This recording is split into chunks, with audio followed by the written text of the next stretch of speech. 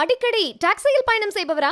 அப்போ fast track ஆப்பை download செய்து ரூபாய் 50 டிஸ்கவுண்ட் ஆக பெறுங்கள்.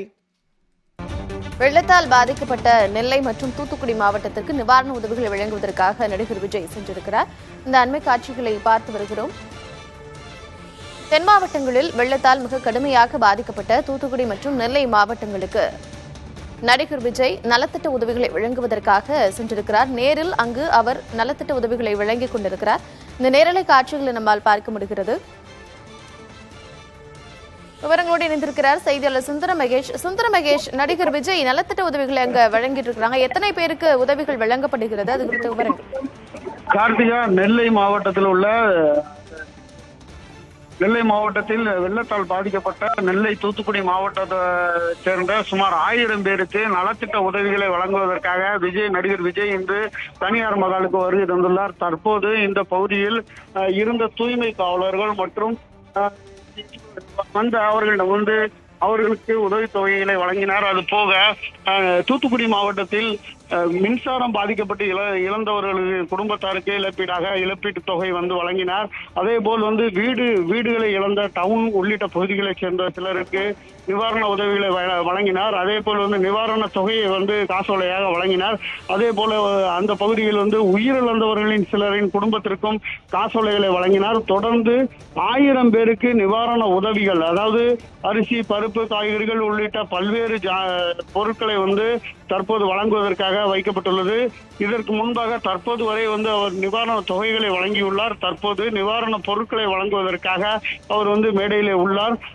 தற்போது அவர் அந்த பகுதியில் உள்ள பொதுமக்களிடம் பேச்சுவார்த்தை நடத்தினார். பேசி தற்போது ஒவ்வொருத்தருக்கும் அவருக்கு தேவையான நிவாரண உதவிகளை தொடர்ந்து வழங்குவதற்காக அவர்கள் இருப்பிடத்தில் சென்று வழங்கி வருகிறார்.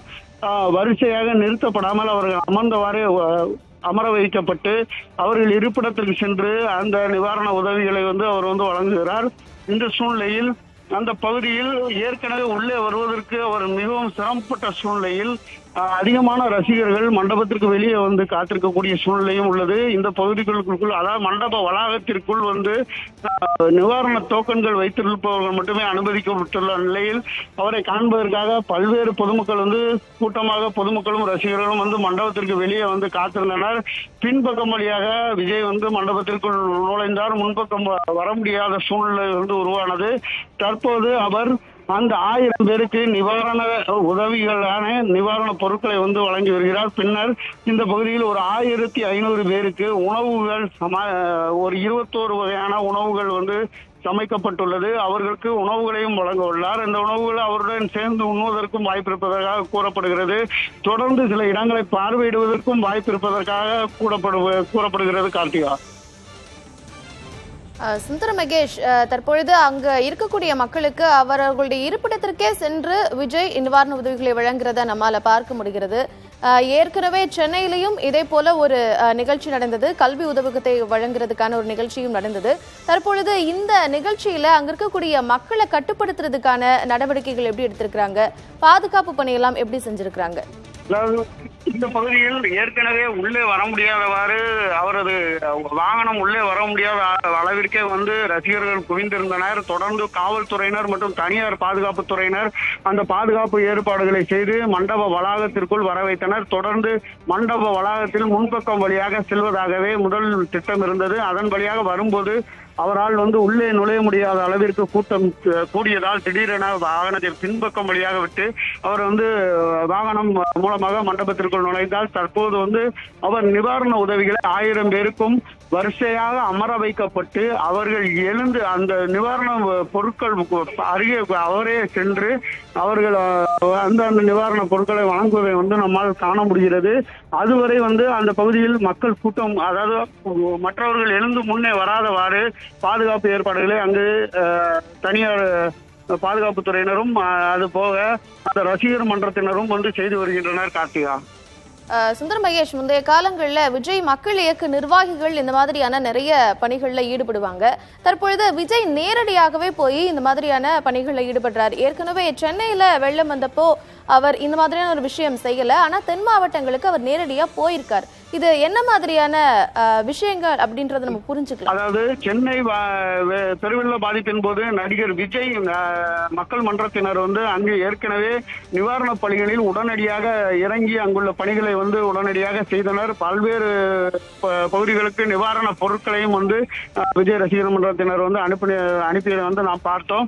அதே போல் வந்து தென் மாவட்டத்தில், அதாவது தென் பகுதிகளில் இந்த வெள்ளப்பெருக்கு என்பது மிகவும் அதிகமாக ஏற்பட்டு தூத்துக்குடி மற்றும் நெல்லை உள்ளிட்ட மாவட்டங்கள் பாதிக்கப்பட்ட சூழ்நிலையில் இங்கிருக்க ரசிகர் மன்றத்தினரும் வந்து அந்த சூழ்நிலையில் பாதிக்கப்பட்டிருக்கலாம் உள்ளிட்ட காரணங்களால் அந்த சமயத்தில் நிவாரண உதவிகளை அவர்களால் வழங்க முடியாத சூழ்நிலை இருந்திருக்கலாம் என்ற கருத்தில் கொண்டோம். இதுபோல் வந்து நேரில் வந்து அவர் வழங்குவதாக இங்கிருக்கிற நிர்வாகிகள் மூலம் நமக்கு தகவல் தெரிகிறது. கார்த்திகா, சுந்தர மகேஷ், நேர்ல வந்து விஜய் அங்க இருக்கக்கூடிய மக்களுக்கு உதவிகளை வழங்கிட்டு இருக்கிறாரு. மக்கள் என்ன மாதிரி ஃபீல் பண்றாங்க? உங்களுடைய மனநிலை என்னவாக இருக்கு? ஏதாவது பேசினாங்களா? ஏற்கனவே உள்ளே சென்று ஒவ்வொருவரும் அந்த நிவாரண உதவி டோக்கன் கிடைத்த உடனே வந்து அவர்கள் நிவாரண பொருட்களை விட அவர் விஜய் பார்ப்பதற்கு வந்து மிகவும் குறிக்கோளாக உள்ளதை வந்து நம்மால் பார்க்க முடிகிறது. மேலும் நிவாரண பொருட்கள் அவர்களுக்கு வழங்கப்படுவது வந்து அவர்கள் வந்து அவர் கையால் அந்த நிவாரண பொருட்களை பெறுவதை வந்து மிகவும் ஒரு இதாகவே பார்க்கிறார்கள். அது போக வந்து வெளியில் காத்திருக்கக்கூடியவர்கள் விஜயை பார்த்து விட வேண்டும், அதான் நடிகர் விஜய் அவர்களை பார்த்து வேண்டும் என்பதற்காக முண்டி எடுத்து உள்ளே வரவும் முயற்சி செய்தார்கள். தொடர்ந்து நிவாரண டோக்கன்கள் அவர்கள் கையில் இல்லாத சூழ்நிலையில் அவர்கள் உள்ளே அனுமதிக்கப்படாத சூழ்நிலையும் இங்கு பார்க்க முடிகிறது. கார்த்திகா, சுந்தர மகேஷ், தற்போது நிவாரண உதவிகளை வழங்கிட்டு இருக்கிறாங்க. இதனை தொடர்ந்து அவர் அங்க இருக்கக்கூடிய மக்களிடையே பேசுறதுக்கான வாய்ப்பு இருக்கா? அது மட்டும் இல்லாம இந்த திட்டம் இன்னும் எவ்வளவு நேரத்திற்கு அங்க நீடிக்கிறதுக்கு வாய்ப்பு இருக்கு? தொடர்ந்து இந்த பகுதியில் வந்து சுமார் இன்னும் அரை மணி நேரத்திலிருந்து 1 மணி வரை வந்து இந்த நிவாரண பொருட்கள் வழங்குவதற்கே நேரமாகிவிடும். ஏனென்றால் 1000 பேருக்கு வந்து நிவாரண பொருட்களை நேரடியாக தன் கைகளால் வழங்கி வருகிறார். இதை தொடர்ந்து 1200 1300 பேருக்கு வந்து இங்கு 20 சமையல் கலைஞர்களை வைத்து உணவு தயாரிக்கப்பட்டு அவர்களுடன் வந்து இவர் உணவு உண்ணலாம் என்றும் எதிர்பார்க்கப்படுகிறது. அதன் பின்னர் வந்து இந்த பகுதியில் இந்த நலத்திட்ட உதவிகளை வழங்கிவிட்டு அவர்களிடம் உரையாற்றவும் வாய்ப்பு இருப்பதாக கூறப்படுகிறது. கார்த்திகா, சுந்தர மகேஷ், தென் மாவட்டங்கள்ல 4 மாவட்டங்கள் மிக கடுமையான பாதிப்பை சந்திச்சிருந்தது. அது தூத்துக்குடி மற்றும் நெல்லை, அது மட்டும் இல்லாம தென்காசி, கன்னியாகுமரி. அந்த 2 மாவட்டங்களுக்கும் விஜய் போறதுக்கான வாய்ப்புகள், திட்டங்கள் ஏதாவது இருக்கா?